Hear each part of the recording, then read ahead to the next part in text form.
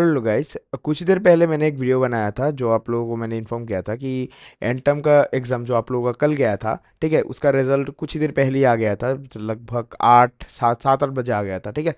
तो बहुत सारे बंदे लोग मेरे को कमेंट कर रहे थे कि भैया मेकअप एग्ज़ाम कैसे होता है, क्योंकि मैंने उस वीडियो पे मेकअप एग्ज़ाम, फिर कोर्स रिपीटेशन, ये सब टर्म्स का मैंने जिक्र किया था, ठीक है।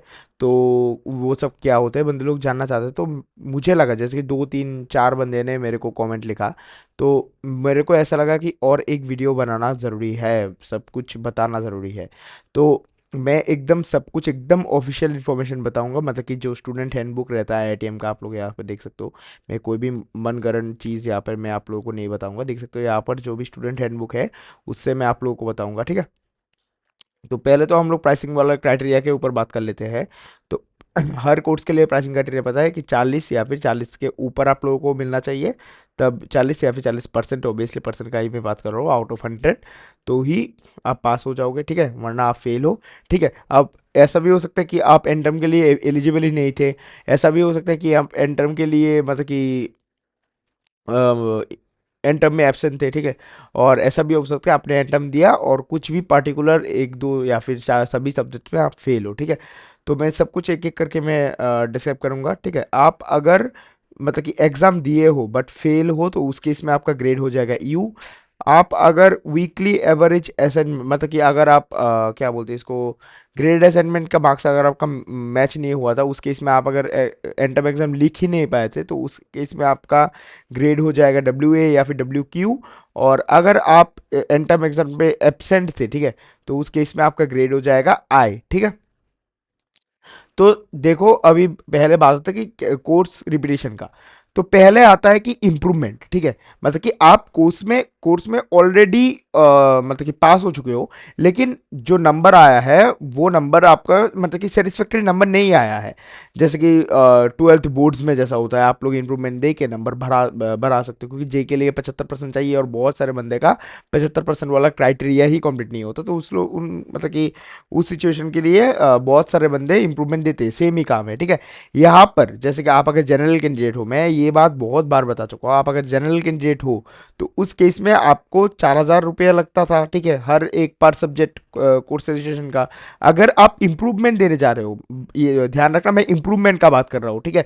आप अगर इंप्रूवमेंट देने जा रहे हो मतलब कि आप ऑलरेडी एक सब्जेक्ट में पास हो लेकिन आप उसका मार्क्स बढ़ाना चाहते हो, उस केस में आपका जो टोटल मतलब कि एक सब्जेक्ट के लिए जो भी आपने फीस पे किया था, ठीक है, सोचो कि आपने 4,000 एक सब्जेक्ट के लिए पे किया था, उस इम्प्रूवमेंट के लिए आपको उस फीस का डबल पे करना पड़ेगा एक सब्जेक्ट के लिए। मतलब कि अगर सिटी में आप सोचो कि आप सिटी में इंप्रूवमेंट देना चाहते हो, सिटी में इतना ज़्यादा देखिए आपके लिए सेटिस्फैक्टरी मार्क्स नहीं आया, आप इंप्रूवमेंट देके थोड़ा सा इसको बढ़ाना चाहते हो, तो उस केस में आपको आईआईटीएम को, आप अगर जनरल कैंडिडेट हो 4,000 से रजिस्ट्रेशन किया था, तो 8,000 रुपया देना पड़ेगा आईआईटीएम को। और दोबारा दोबारा शुरू से 12 हफ्ते का 12 हफ्ता आपको असाइनमेंट्स करना पड़ेगा, जैसे कि वीकली असाइनमेंट्स हम लोगों ने ऑलरेडी किए थे। और दोबारा, ठीक है, दोबारा दोनों क्विजेस और एंटर्म एग्जाम देना पड़ेगा। और ये जो एंटर्म एग्जाम है ये आप किसी भी टर्म पे दे सकते हो, चाहे तो इसको टर्म भी आप शिफ्ट करवा सकते हो। और अगर आप टर्म शिफ्ट कराना चाहते हो तो शायद से कुछ 1,000 रुपया देना पड़ता है आपका स्टूडेंट आईडी एक्टिवेट मतलब कि एक्टिवेट रखने के लिए, ठीक है।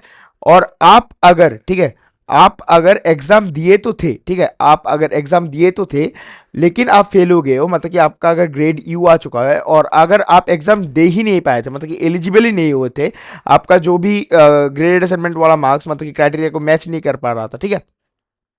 देखो, if average assignment score 40 out of 100 और नो क्विज अटेंडेड, ठीक है, या फिर यहाँ पे टी जो है 40 से कम है 100 में से, मतलब कि टी मतलब कि टर्म एंड टर्म का मार्क्स, ठीक है, the learner has to repair the entire course, पूरा का पूरा कोर्स आप लोगों को दोबारा रिपीट करना पड़ेगा, ठीक है।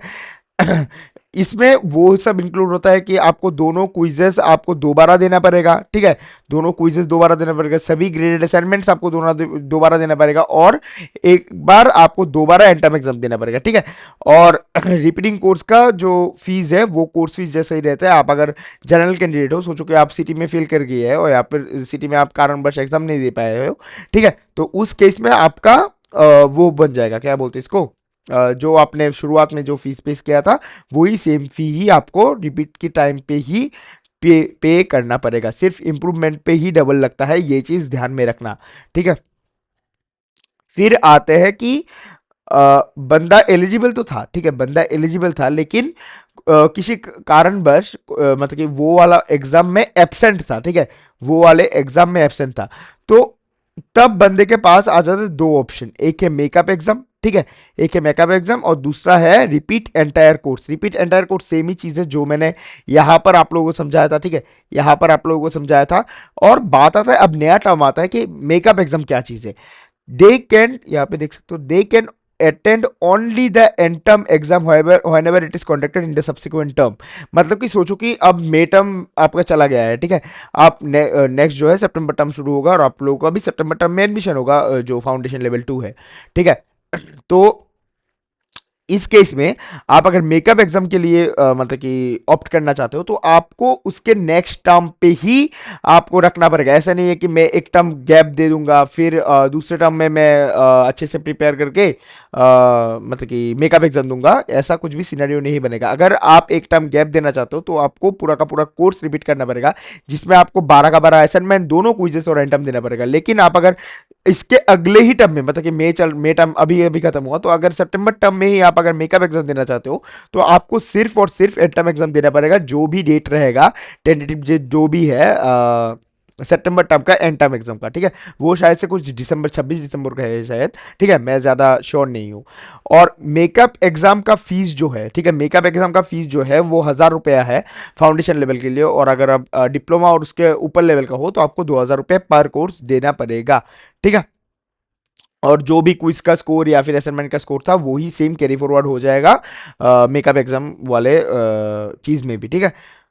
यहाँ पे देखो पूरा लिखा गया है, if the learner wishes to skip the intermediate next term and attempt the course in the subsequent term, then the entire course will have to be repeat including the weekly assignment and the quizzes. जो मैंने थोड़ी देर पहले बताया आपको, जो मतलब कि जो जिसमें आपका वो आप एब्सेंट थे, ठीक है, जिस एंड टर्म में आप एब्सेंट थे उसी एंड टर्म के अगले टर्म में ही आपको पूरा का पूरा मेकअप एग्जाम देना पड़ेगा, ठीक है। आपको आप मतलब कि टर्म वो करने का, टर्म स्किप करने का कोई भी ऑप्शन नहीं है मेकअप एग्जाम के टाइम में, लेकिन आप कोर्स को रिपीट कर सकते हो, ठीक है, कोर्स को इजीली आप रिपीट कर सकते हो। A learner can repair for the makeup exam only once. आप कोर्स रिपीटेशन, एक सेकंड, चूज टू, हाँ, कोर्स रिपीटेशन और इम्प्रूवमेंट, ये दोनों शायद आप जितना भी बार चाहो उतना बार कर सकते हो। ये मैं ज़्यादा वो मैं देखूंगा कि कहाँ लिखा गया है, लेकिन मेकअप एग्जाम सिर्फ आप एक बार ही अपेयर कर सकते हो, ठीक है। If the learner misses the makeup exam then the learner has to repeat the entire course in the term thereafter by paying the full course fees and repeating all assignments and invigilated quiz and the end term exam. आप अगर एक बार makeup exam के लिए वो कर लेते हो, ठीक है, ऑप्ट कर लेते हो, और आप अगर किसी भी कारणवश इस बार भी आप मेकअप एग्जाम में एब्सेंट रहे तो आपको दोबारा उसी कोर्स को कंप्लीट करने के लिए दोबारा इसको कंप्लीट करना, मतलब कि पूरा का पूरा कोर्स को रिपीट करना पड़ेगा, पूरा फीस पे करके, ठीक है, उसी कोर्स का। यहाँ पे देख सकते हो, यहाँ पर एक बहुत ही अच्छा बात लिखा गया है, ठीक है। एक learner repeating a course for any reason must do so within the time and term limits.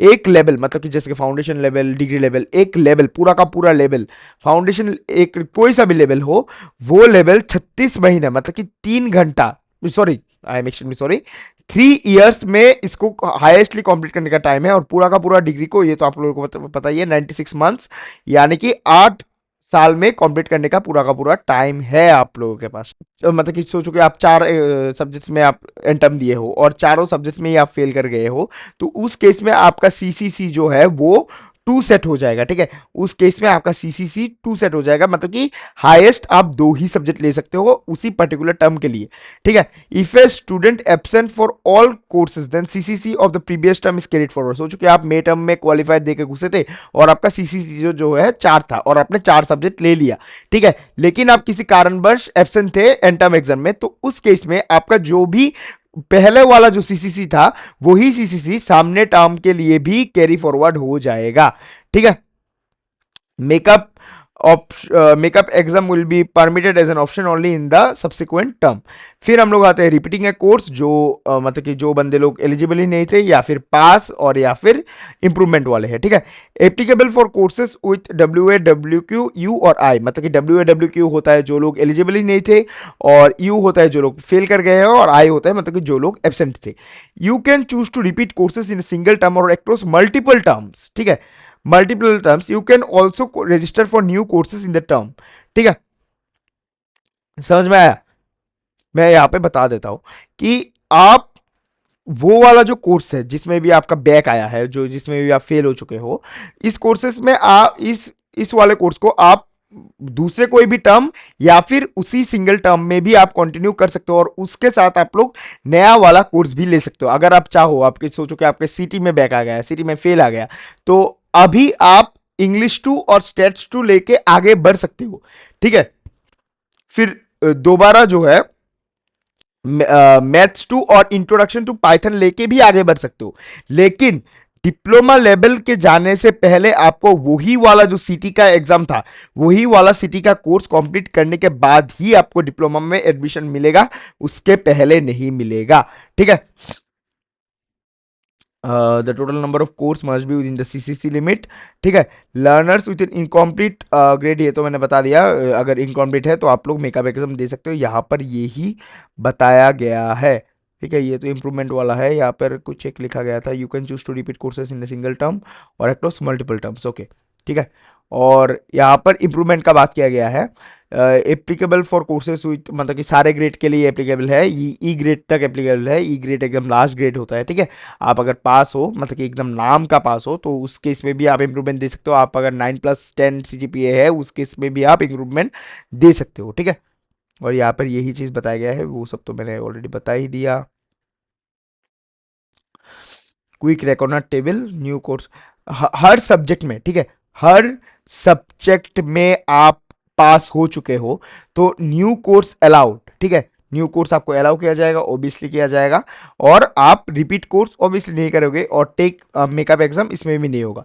Failed any बा ऑल, ठीक है, फेल्ड एनी बा ऑल, मतलब कि जो जो भी अपने सोचो कि 4 सब्जेक्ट में एग्जाम दिया और चारों में ही फेल हो गए, तो तब भी आपको नया कोर्सेस लेने के लिए एलिजिबल करेगा, और आप रिपीट भी कोर्स कर सकते हो, लेकिन मेकअप नहीं कर सकते हो, ठीक है। एब्सेंट से उस केस में भी आप नया कोर्स लेके आगे बढ़ सकते हो, लेकिन फाउंडेशन खत्म होने से पहले पहले, मतलब कि फाउंडेशन खत्म होगा तब जब आप वही बैक वाला कोर्स, वही फेल वाला कोर्स जब आप कंप्लीट कर दोगे, ठीक है। यहाँ पर या फिर अगर आप एब्सेंट थे तो उस केस में आप वो भी कर सकते हो, क्या बोलते हैं इसको, मेकअप एग्जाम भी दे सकते हो, ठीक है। अगर आप एक सेकंड, पास्ट प्लस एब्सेंट, ठीक है, पास्ट प्लस एब्सेंट, तो उस केस में आप नया कोर्स के लिए एलिजिबल हो, रिपीट करने के लिए तो एलिजिबल नहीं हो, लेकिन मेकअप एग्जाम के लिए आप एलिजिबल हो, ठीक है। और फेल्ड प्लस एब्सेंट, ठीक है, फेल्ड प्लस एब्सेंट, इस केस में आप नया कोर्स के लिए भी एलिजिबल हो, रिपीट कोर्स के लिए भी एलिजिबल हो, और मेकअप एग्जाम के लिए भी एलिजिबल हो, ठीक है। तो इतना ही था आज के वीडियो में, आशा करता हूँ वीडियो अच्छा लगा। मैंने मतलब कि सोच रहा था कि मैं अगर कुछ भी आके कैमरे के सामने बक दूं तो आप लोगों को शायद से ट्रस्ट नहीं हो सकता था, तो इसलिए मैं पूरा का पूरा हैंडबुक ही ले आया आप लोगों के सामने, पूरा का पूरा हैंडबुक से मैंने समझा देने का पूरा कोशिश किया। अगर कोई सा भी पॉइंट्स में आपको थोड़ा सा भी दिक्कत आ रहा है तो मेरे को कमेंट सेक्शन पे बता सकते हो, ठीक है। तो यही था आज के लिए, बाय, नेक्स्ट वाले कोर्स वीडियो में आपसे मुलाकात होगी।